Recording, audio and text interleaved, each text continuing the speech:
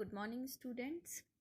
आज हम power system में HVDC ट्रांसमिशन के बारे में देखेंगे कि HVDC ट्रांसमिशन के एडवांटेज क्या क्या हैं।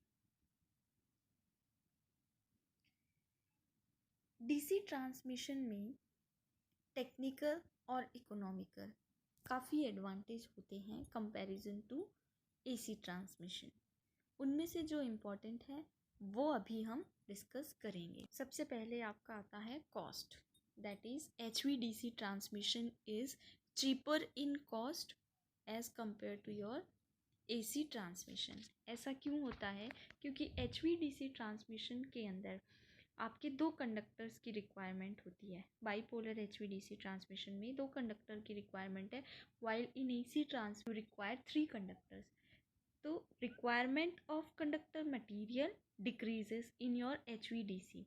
कंडक्टर मटेरियल की रिक्वायरमेंट डिक्रीज हो रही है तो आपकी कॉस्ट भी डिक्रीज हो रही है। सेकंड जो पॉइंट इसमें आता है आपका an HVDC line can be built in stages. कैसे कि DC लाइन है वो पहले मान लो आपकी मोनोपोलर लाइन है with ground return initial stage में।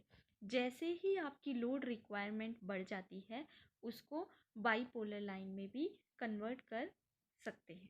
यानी DC line can be built as monopolar line with ground return in initial stage and may be converted into bipolar line on later date when the load requirement increases। ये आपका second point था। Third हम देखते हैं skin effect.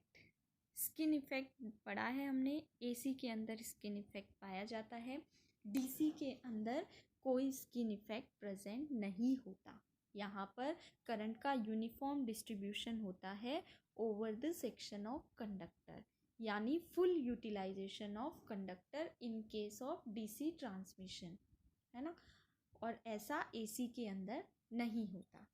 Skin effect भी एक बहुत बड़ा एडवांटेज है in HVDC system.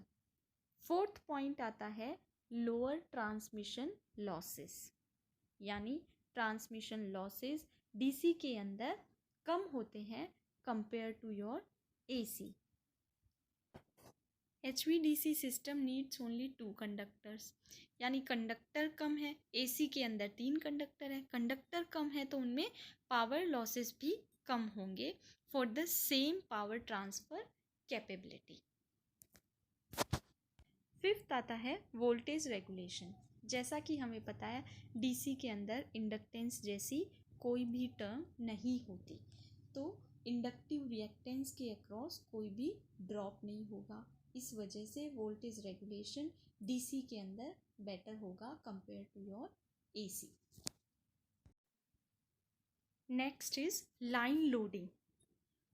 HVAC line के अंदर जो परमिसिबल लोडिंग होती है वो लिमिटेड हो जाती है। किस वजह से? ट्रांजिएंट स्टेबिलिटी लिमिट और लाइन रिएक्टेंस की वजह से। Almost 1/3 of thermal rating of conductors. लेकिन HVDC के अंदर इस टाइप की कोई भी लिमिटेशंस नहीं होती। नेक्स्ट आता है surge impedance loading. Long HVAC lines are loaded to less than 80% of natural load. No such condition is applicable to HVDC। ठीक है, इस टाइप की कोई भी कंडीशन DC में नहीं होती। नेक्स्ट पॉइंट आता है ग्रेटर रिलायबिलिटी, यानी HVDC सिस्टम आपके मोर रिलायबल हैं देन AC सिस्टम। और 2-conductor bipolar DC line is more reliable than a 3-wire 3-phase AC line because DC line may be operated in a monopolar mode with ground return when other line develops a fault।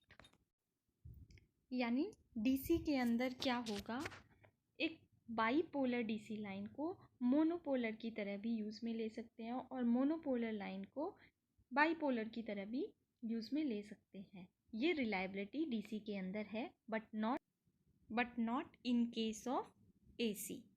इसीलिए HVDC systems AC system के comparison में more reliable होते हैं।